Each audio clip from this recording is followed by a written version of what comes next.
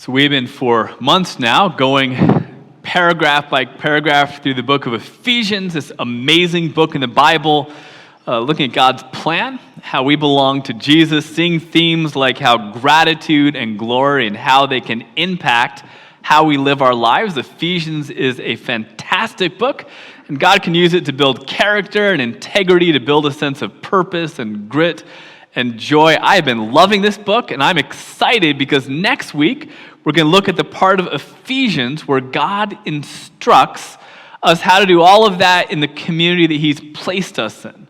So next week in Ephesians, the rubber meets the road, and Paul is going to talk about marriages and families and jobs, and there's this massive idea that your community, wherever God's put you, your family life, your school life, your job, your everyday interactions would be better if you could pause and listen to what God says and honor Him in the little places where it matters. In the middle of those everyday activities, it is the small things in your life that make a big difference. But that's next week, and I want to invite you to come back and maybe read ahead if you'd like. We'll unpack what God says about all of that. Today, of course, though, is Resurrection Sunday. He is risen indeed, and we're going to look at the story of the resurrection of Christ, and we're just going to trust the Spirit of God Himself to impact us and encourage us and give us exactly what the Spirit wants to give us as we look at this story. So let me tell you, the greatest story ever told is from the book of Matthew, chapter 28. I'll read the first 10 verses. After the Sabbath, at dawn, on the first day of the week, Mary Magdalene and the other Mary went to look at the tomb. There was a violent earthquake, for an angel of the Lord came down from heaven and going to the tomb, rolled back the stone and sat on it. His appearance was like lightning, and his clothes were as white as snow. The guards were so afraid of him that they shook and became like dead men. And the angel said to the women, "Do not be afraid, for I know you are looking for Jesus who is crucified. He is not here. He is risen, just as He said. Come see the place where He lay. Then go quickly and tell His disciples He has risen from the dead and is going ahead of you into Galilee. There you will see Him. Now, I've told you." So the women hurried away from the tomb, afraid, yet filled with joy. They ran to tell the disciples, and suddenly Jesus met them. "Greetings," He said to them. They came to Him, clasped His feet, and worshiped Him. And then Jesus said to them, "Do not be afraid. Go and tell my brothers to go to Galilee. They will see me."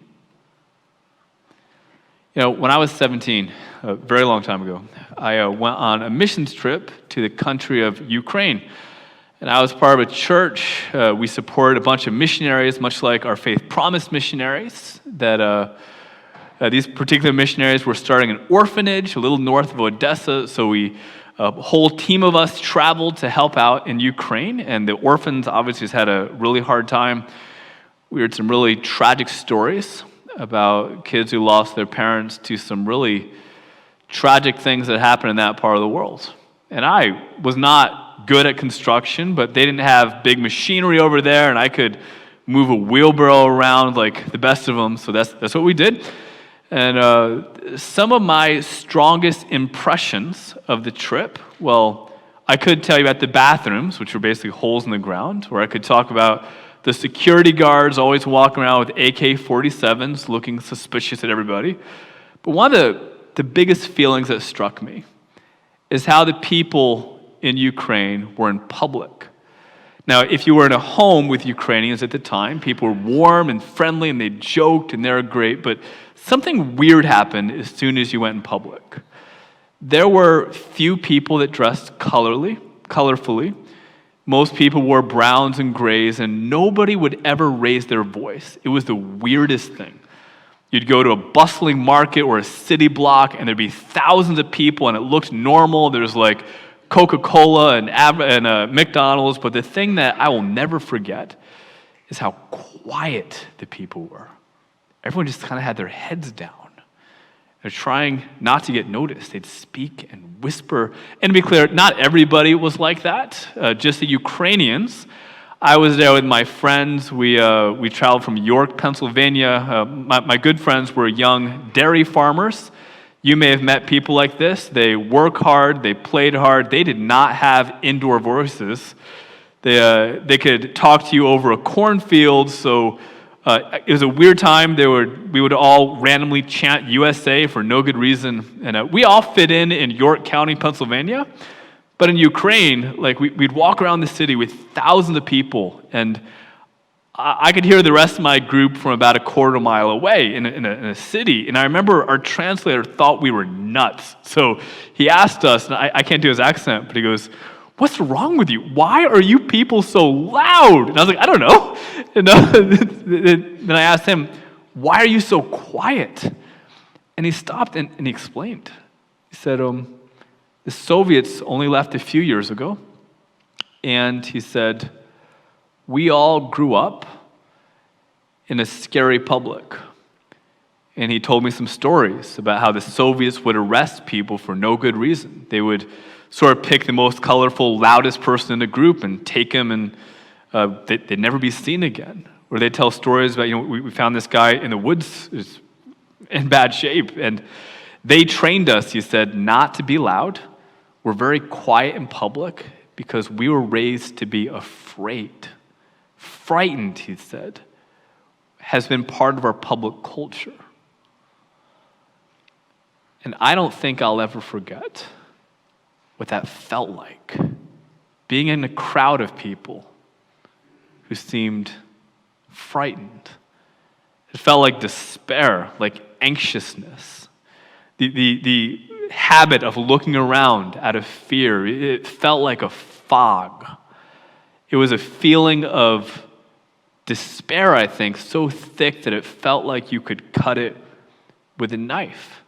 I haven't been back since. I imagine a new generation has grown up since then to crowd the streets, but I have felt that vibe other places too. I've recognized that feeling of fear in my own disappointments. There's been times when I just felt empty and worried. I felt that feeling when it seems like the bad news just keeps coming. That feeling of going, I don't think I can do anything to help. I'm out of control, and things may change at any moment. You get this feeling like there's just larger forces at work, and I might as well just give up and keep my head down because nothing's going to go right. I felt that. And I'll bet you have too. A fog of fear that affects everything you look at.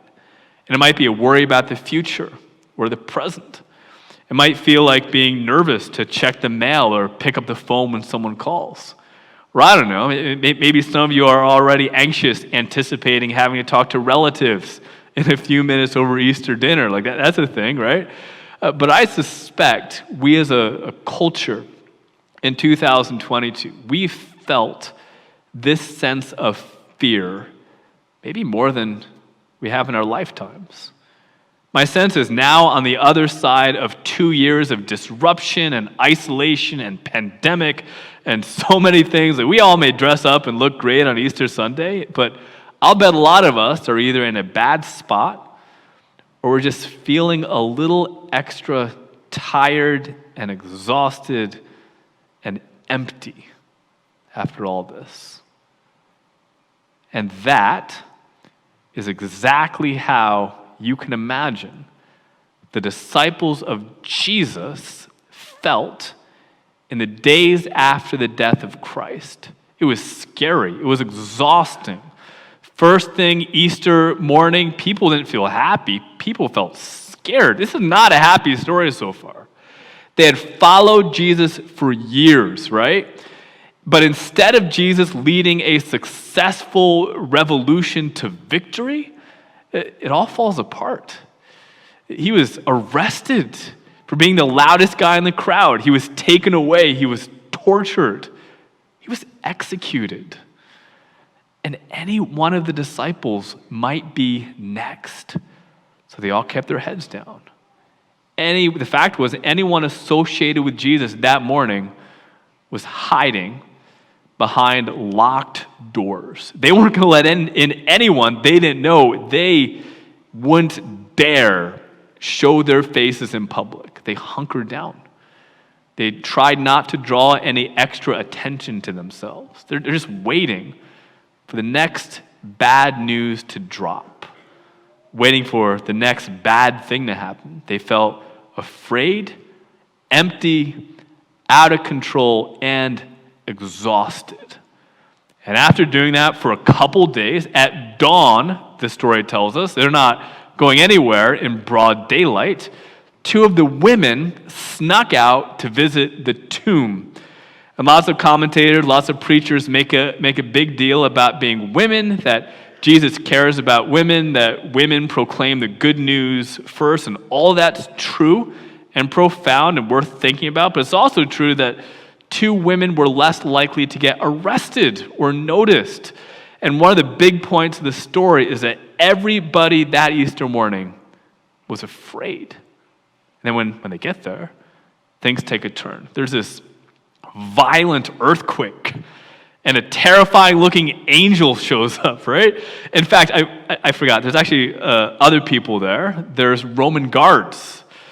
You should know something about Roman guards. They're the ones who would have arrested the disciples if they came. And you should probably know something about Roman guards. They're really good at what they do. They're not the scaredy type.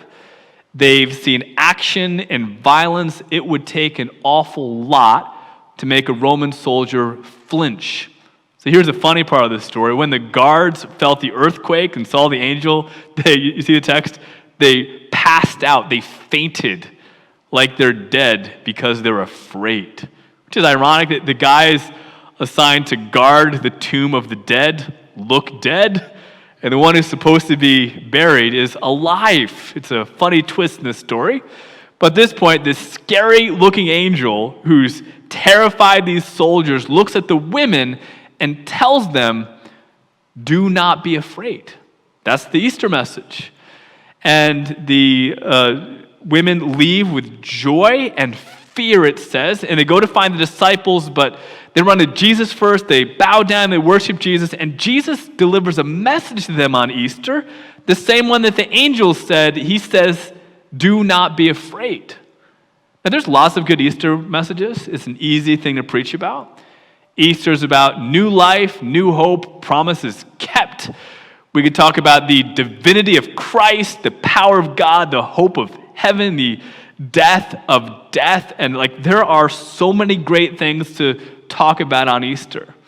And I'm not really sure where you're at or what you've been feeling over the last season. I have no idea what your challenges are right in front of you.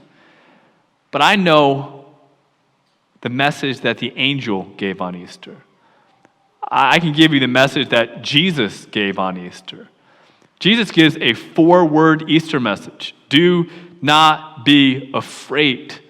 And in Greek, it's not a one-time thing. It's not just don't be afraid of meeting me, or don't be afraid of the earthquake or the angel. Jesus isn't saying that. It's present tense. In other words, you've got a bunch of things to be afraid of.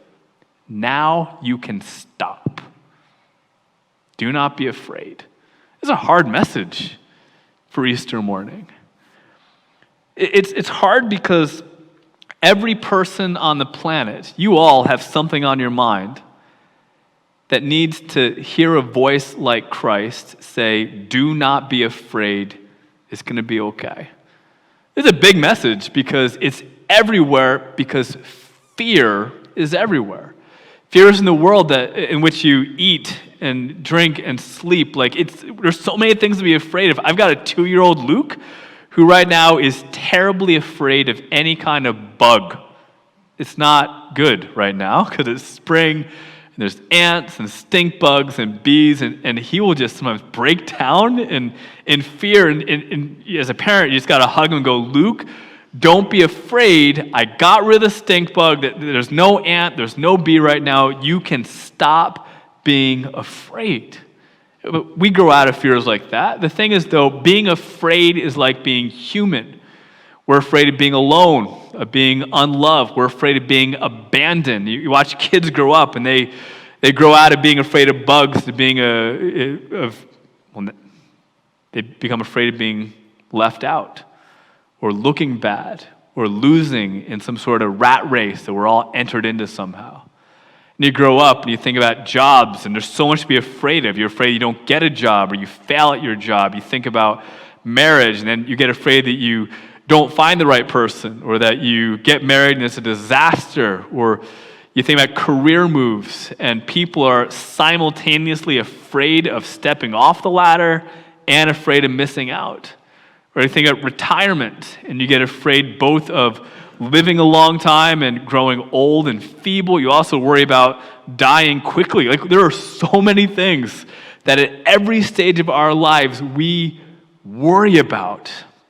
And each of our fears reinforce and feed on each other. And on Easter, Jesus says, do not be afraid. It's hard to imagine what that'd be like. And I don't think he means like becoming some sort of daredevil or ignoring risks. But can you imagine living a normal, wise, responsible life without this nagging sense in the back of your head that things are about to go wrong? To be able to live without a fear of missing out, without a fear that the universe is basically unfriendly and that Murphy's Law is going to kick in sooner or later. That's just how most people live most of the time. Navigating in a fog of fear. So on Easter morning, Jesus delivers a simple message. Don't be afraid. You don't have to be afraid because Easter happened. That the God who says you don't have to be afraid is a God strong enough to raise Jesus from the dead. That's the God who calls you to follow him.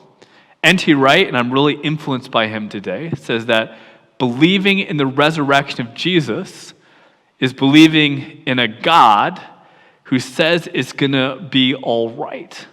And if you believe in Easter, that belief is incompatible with fear. It's really hard, right?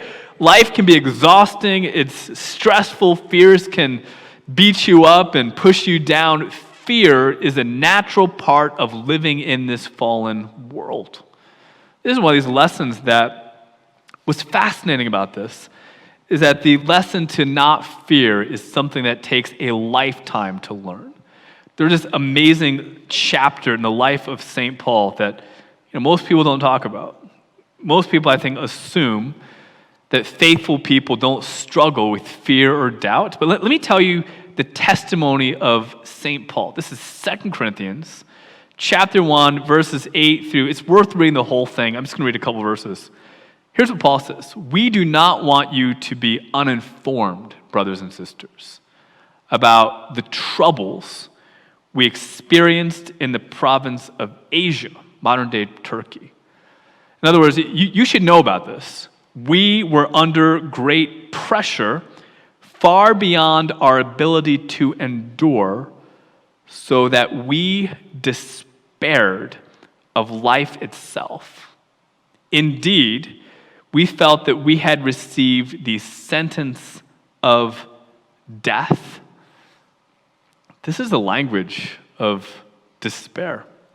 Depression. This is what happens when one fear starts a cycle and forces us to go around and around this spiral. This one fear leads us to blame ourselves, which leads us to be anxious about how we're doing, which takes us convenient to the start of the circle, and around we go until we're stuck. Like one of the interesting things that we all do is we somehow put ourselves on trial. Am I good enough? Can I do this? Can God use me even though I did this? And our consciences, sometimes the accuser of the brethren, does a good job at making us feel bad and beating us up. Paul says he felt like he had the sentence of death. You see that?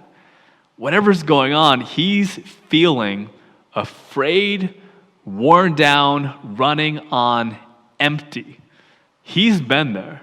Anyone else felt like this before? Don't raise your hands. The fact is, somehow, as a mature Christian, like this is his second letter to the Corinthians. It's not his first time thinking about Jesus. He learned something that we all need to learn. At this point in his Christian walk, he gives a testimony, right? He comes to the end of his own resources. He's trying to do it all by himself, and he can't. And after all the weight of this, look at what he says here. All of this was to make me rely on, look what he says next, the God who raises the dead. This is amazing. Here's St. Paul, who needed fear to remind him of Easter Sunday. Here's a guy who's followed Jesus for years, and in his sense of trial, learns exactly what it means to follow the crucified, risen Savior. He stopped worrying about his own ability and capacity. And when he felt empty, he started to trust in the power of the risen Savior. And again, this is Paul, a healthy, mature, gifted Christian who got beat down, who felt trapped by fear, felt the pressure, felt like he was running on empty, felt like despair. And in this chapter of his life, God did something amazing. God was actually big enough to use these stressful, anxious events in his life to remind Paul about Easter. And I'm convinced that God does the same thing today. Here's the thing, though. When you hear someone say, stop being afraid, here's my theory.